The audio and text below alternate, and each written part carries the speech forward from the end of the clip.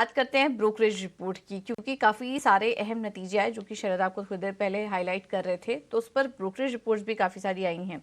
उससे डायरेक्शन मिलेगा कि आज स्टॉक की चाल कैसे रह सकती है। हमारे साथ वामाक्षी जुड़ चुकी हैं पूरा अपडेट लेकर। वामाक्षी, गुड मॉर्निंग। बताइए ब्रोकरेज रिपोर्ट कौन कौन सी आई हैं? जी बिल्कुल, शुरुआत करते हैं हम एसबीआई के साथ। हम देख रहे हैं कि ब्रोकरेजेस का कहना है कि सारे पैरामीटर्स ट्रैक पर नज़र आए हैं। एनआईएम मॉडरेशन एक स्लाइट सरप्राइज रहा है।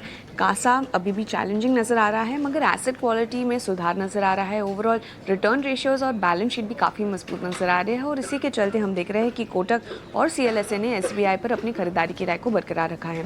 पीबी फिनटेक पर मॉर्गन स्टैनली का कहना है कि रेवेन्यू और कॉन्ट्रीब्यूशन अनुमान से मजबूत कंपनी ने रिपोर्ट किए हैं। कोर और नए बिजनेसेस में काफ़ी मजबूत ग्रोथ कंपनी पोस्ट कर रही है और ओवरऑल कंट्रीब्यूशन मार्जिन और एडजस्टेड ईबिटा मार्जिन भी सिक्वेंशियली कॉन्ट्रैक्ट होते हुए जरूर नजर आए हैं, मगर इसके बावजूद मॉर्गन स्टैनली ने पीबी फिनटेक पर अपनी ओवरवेट की राय को बरकरार रखा है।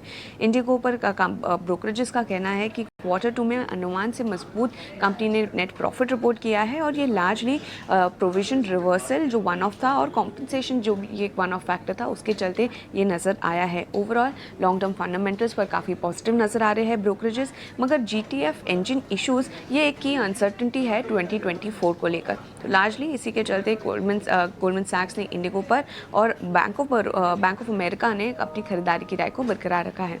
जोमैटो पर भी काफ़ी सारे ब्रोकरेजेस आए हैं और ओवरऑल ब्रोकरेज हाईलाइट कर रहे हैं कि काफ़ी मजबूत क्वार्टर रहा है कंपनी के लिए।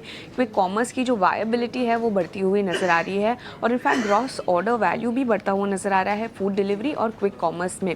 तो ऑल इन ऑल ये पॉजिटिव फैक्टर्स के चलते हम देख रहे हैं कि एचएसबीसी ने खरीदारी की राय बरकरार रखी, अपना टारगेट प्राइस बढ़ाकर 140 रुपीज़ प्रति शेयर पर कर दिया है। जेफरीज की तरफ से भी खरीदारी की राय आ रही है और इन्होंने भी अपना टारगेट प्राइस बढ़ाया है और इनफैक्ट सीएलएसए ने अपनी राय को भी अपडेट किया है, आउट परफॉर्म की राय से खरीदारी की राय दी है और अपना टारगेट प्राइस बढ़ाकर 168 रुपीज़ प्रति शेयर पर कर दिया है।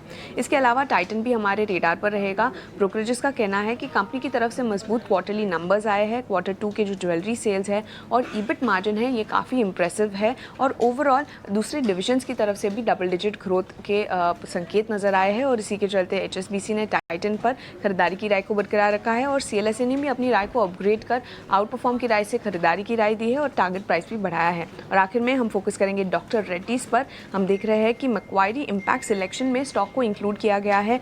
कंपनी अपना हेल्थ केयर एक्सेस बढ़ा रही है लो कॉस्ट जेनेरिक्स के चलते और इनफैक्ट 150 करोड़ पेशेंट्स तक पहुंचना चाह रही है 2030 तक। तो काफ़ी मजबूत आउटलुक आ रहा है कंपनी की तरफ से। मैनेजमेंट भी काफ़ी प्रोफेशनली रन है और ओवरऑल गवर्नेंस फ्रेमवर्क भी काफ़ी अच्छा है और इसी के चलते मैक्वायरी ने डॉक्टर रेड्डीज पर अपनी आउट परफॉर्म की राय को बरकरार रखा है, टारगेट प्राइस 6300 के साथ।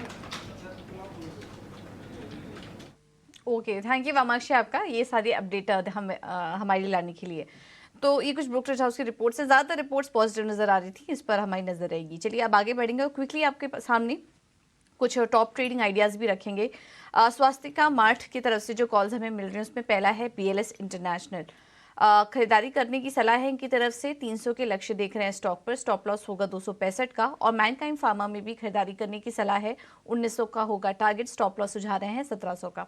जेएम फाइनेंशियल्स की तरफ से कोल इंडिया में तेजी करने की सलाह है, टारगेट ये देख रहे हैं 325 से 331 का और स्टॉप लॉस है 304 का। और दूसरा कॉल है इनका बीईएल में, यहाँ पर भी तेजी करने की राय, 144 147 के टारगेट्स देख रहे हैं स्टॉक पर, स्टॉप लॉस होगा 132 का शेयर के लिए। आखिर में बात करते हैं रेलिगियर सिक्योरिटीज़ की तरफ से जो कॉल्स हमें मिल रही है उसमें पहला है ओएनजीसी, खरीदारी करने की सलाह 196 का होगा टारगेट, स्टॉप लॉस सुझा रहे हैं 187 का। और एलएनटी फाइनेंस होल्डिंग में भी खरीदारी करने की सलाह है 151 के टारगेट्स के लिए, स्टॉप लॉस होगा 136 का। तो सभी कॉल्स में आज तेजी करने की सलाह है हमारे एक्सपर्ट्स